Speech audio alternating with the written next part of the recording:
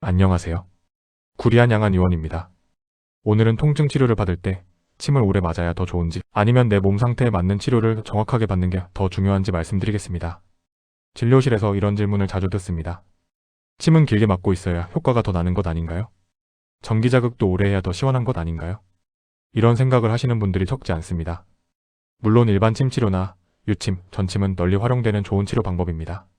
하지만 그렇다고 해서 모든 통증 환자에게 오래 많이 하는 치료가 늘 더 적절한 것은 아닙니다. 실제로는 시간을 늘리는 것보다 지금 통증이 생기는 병변을 얼마나 정확하게 보고 어떤 방식으로 접근하느냐가 더 중요할 때가 많습니다. 특히 통증이 심한 분들은 치료 자세 자체가 부담이 되는 경우가 많습니다.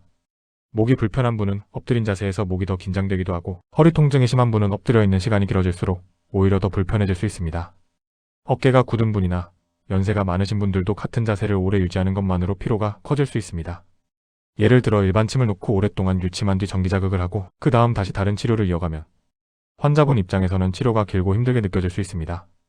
좋은 치료는 단순히 오래 받는 치료가 아니라 환자분이 견딜 수 있는 범위 안에서 꼭 필요한 치료가 효율적으로 이루어지는 치료라고 볼 수 있습니다. 그렇다면 왜 병변에 맞춘 치료가 더 중요할까요? 통증은 단순히 아픈 부위가 있다는 말로 끝나지 않기 때문입니다. 근육과 인대가 굳어있는지, 특정 움직임에서만 찌르듯 아픈지, 오래된 유착 때문에 잘 풀리지 않는 상태인지에 따라 접근 방식이 달라져야 합니다. 겉으로는 비슷한 어깨 통증, 허리 통증처럼 보여도 실제 치료 포인트는 전혀 다를 수 있습니다.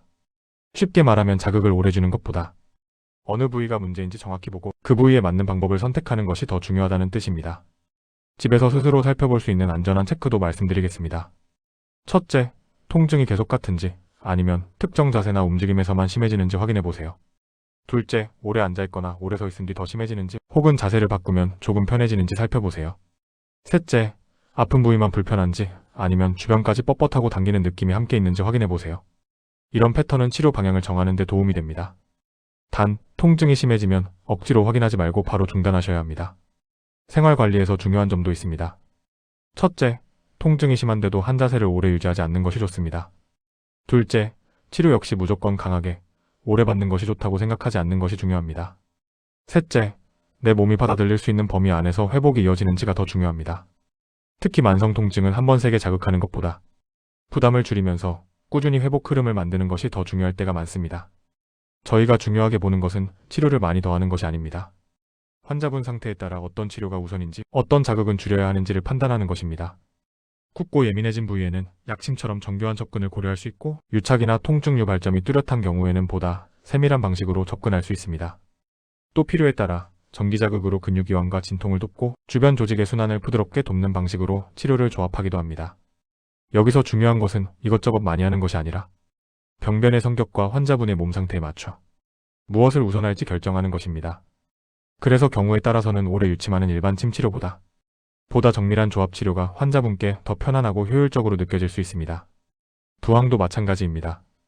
부항이라고 하면 강한 자극을 먼저 떠올리시는 분들이 있지만 통증 환자에게 항상 강한 자극이 우선은 아닙니다.